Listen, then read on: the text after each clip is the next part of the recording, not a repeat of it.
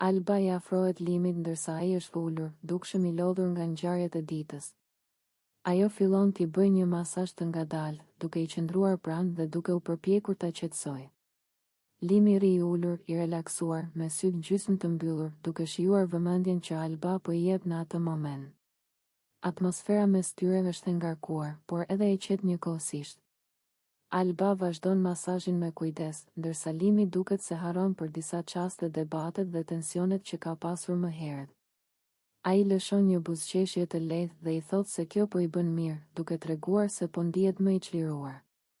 Ndërsa koha kalon, të dy flasin pak, por Labi nis të tallet me Klodin në një moment kur atmosfera në shtëpi është tashmë e ngarkuar dhe çdo fjalë peshon difish. Ndërsa Limi e pranon këtë vëmendje me një ton ironik, duke buzëqeshur momentet mes tyre duken intime, se Klodi është njëri sikur të dy po përpiqen ta kuptojnë nuk ka arritur asgjë që mundohet të duket më i madh se Limi mbetet i ulur, i qetë, duke shijuar masazhin dhe nuk janë të shpejta, ndërsa ajo vazhdon të shoqëruar me pauza të gjata, këtij momenti po përpiqet të forcojë lidhjen mes tyre. Ai vazhdon duke i gjatë dhe krijon një ndjesë afërsie që nuk kalon pa u vënë as për përgjegjësi, as shumë emocione fjalën e vet sipas Labit. Klodi fshihet pas justifikimeve dhe lojrave, duke mos marrë kurrë përgjegjësi për veprimet e tij. Çdo herë që situata vështirësohet, Klodi, sipas tij, zgjedh të shmanget ose të hedhë fajin të tjerët. Tensioni rritet kur Labi përmend Benitën. Ai i thot prerë Klodit se Benita nuk është për të, se ajo është shumë më e fortë dhe më e vendosur se ai. Sipas Labit, Klodi nuk ka as stabilitetin emocional dhe as karakterin për të qenë në krah të një vajze si Benita. Ai thekson se Klodi vetëm sa e përdor emrin e saj për të marrë vëmendje dhe për të qëndruar në qendër të diskutimeve. Labi shkon edhe më tej, duke akuzuar Klodin se gjithë loja e tij bazohet në dukje dhe jo në thelb. Ai thotë se Klodi përpiqet të duket i fortë, por në momentin që përballet me presion, bie dhe tregon dobësinë e tij. Sipas Labit, kjo është arsyeja pse njerëzit nuk e marrin seriozisht dhe pse debatet e tij gjithmonë përfundojnë pa peshë. Klodi përpiqet të reagojë, por Labi nuk e lë hapësirë. Ai vazhdon ta ironizojë, duke i thënë se nuk mjafton të flasësh shumë për të qenë dikush, por duhet të tregosh me vepra. Çdo fjalë e Labit shoqërohet me shikime të forta dhe një qëndrim sfidues, duke e bërë situatën edhe më të rëndë. Në fund, Labi e mbyll përballjen duke i thënë Klodit se nëse nuk ndryshon, do të mbetet gjithmonë një figurë e parëndësishme në shtëpi. Ai thekson se njerëzit e shohin tashmë se kush është. Në të vërtetë dhe se asnjë mask nuk mund ta fshehë këtë. Pas këtyre fjalëve, në ambient bie heshtje, një heshtje e rëndë që tregon se debati ka lënë gjurmë dhe se përplasja mes tyre sapo ka arritur kulmin. Benita përballet me Klodin në një debat të gjatë dhe të tensionuar, ku emocionet dalin hapur dhe fjalët bëhen gjithnjë më të forta. Ajo i qëndron përballë, e sigurt në veten e saj, dhe i thot hapur se Klodi gjithmonë ka pasur një ëndër të ketë në krah një vajzë si Benita. Sipas saj, kjo nuk është rastësi, por diçka që është parë në mënyrën se si ai sillet, në fjalët që zgjedh dhe në vëmendjen që i ka kushtuar asaj që nga fillimi. Benita vazhdon duke theksuar se ajo e ka kuptuar prej kohësh këtë fiksim të Klodit, edhe pse ai përpiqet ta mohojë. Ajo thotë se Klodi shpesh e kritikon, por në të njëjtën kohë nuk arrin të shkëputet prej saj, duke treguar se brenda vetes ka një dëshirë që nuk e pranon dot publikisht. Debati ashpërsohet kur Benita i thotë se ai është i hutuar mes asaj që ndjen dhe asaj që dëshiron të tregojë para të tjerëve. Klodi përpiqet të reagojë, por Benita nuk ndalet. Ajo shpjegon se nuk është ajo që është e fiksuar pas tij, por e kundërta, duke akuzuar se çdo veprim i tij rrotullohet rreth saj. Sipas Benitës, çdo debat, çdo koment dhe çdo përplasje mes tyre vjen nga fakti që Klodi nuk e duron dot praninë e saj dhe forcën që ajo ka. Ajo i thotë se një vajzë si Benita nuk është e lehtë për t'u përballuar, sepse nuk ul kokën dhe nuk pranon lojra.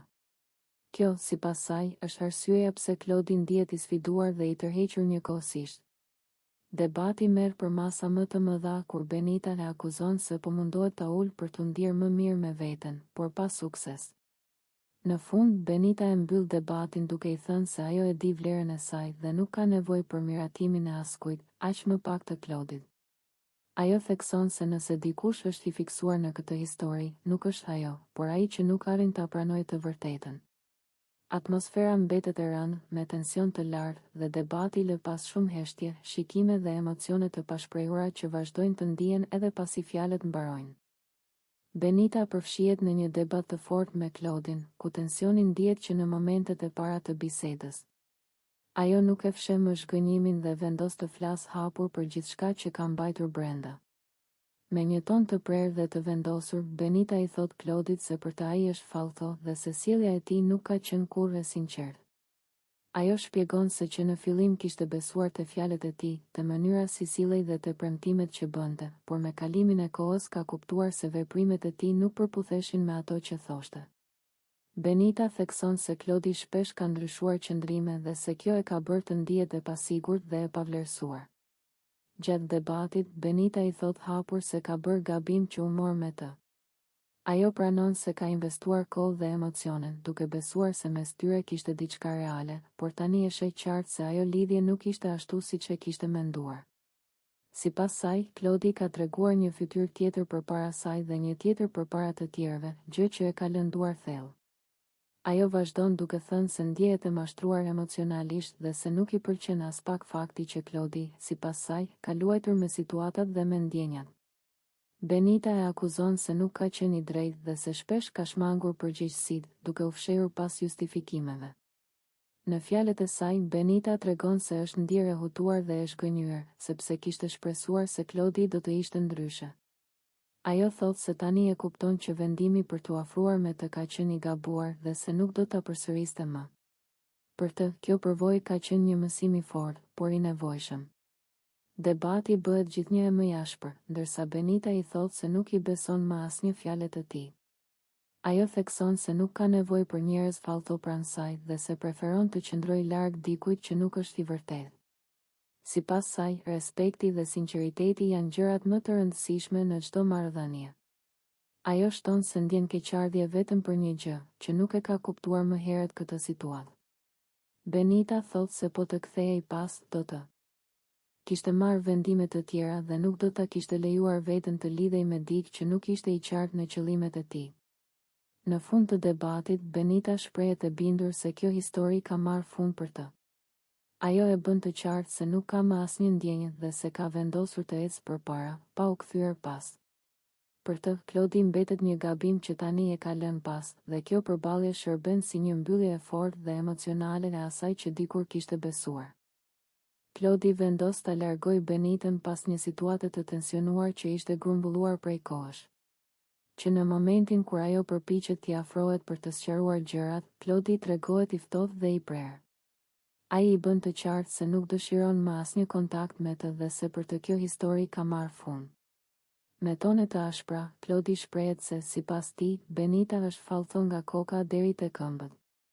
Ai thot se ajo nuk ka qenë kurrë e vërtet në sjelljen e saj dhe se çdo veprim i saj ka qenë i llogaritur.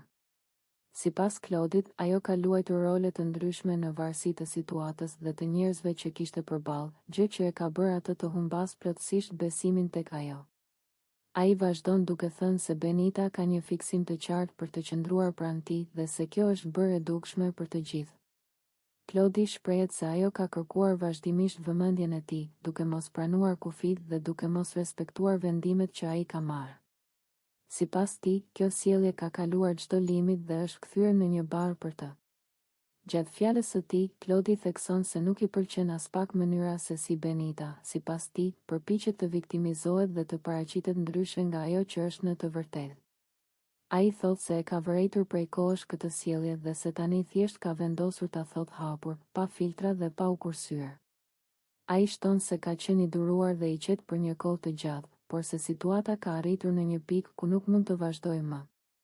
Claudi shprehet se nuk dëshiron të jetë pjesë e lojrave emocionale dhe se nuk i nevojitet dikush që, sipas tij, nuk është autentik. Ndërsa flet, Claudi e bën të qartë se vendimi për ta larguar Benitën nuk është impulsiv, por i menduar.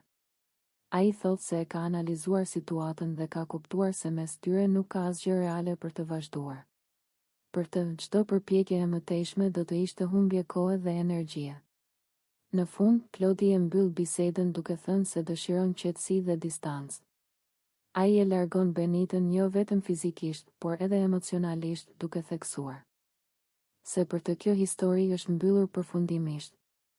Sipas tij, Benita duhet të pranojë realitetin dhe të kuptojë se ai nuk ka asnjë interes të vazhdojë më tej, duke e lënë situatën të mbyllet me tension dhe ftohtësi të plotë.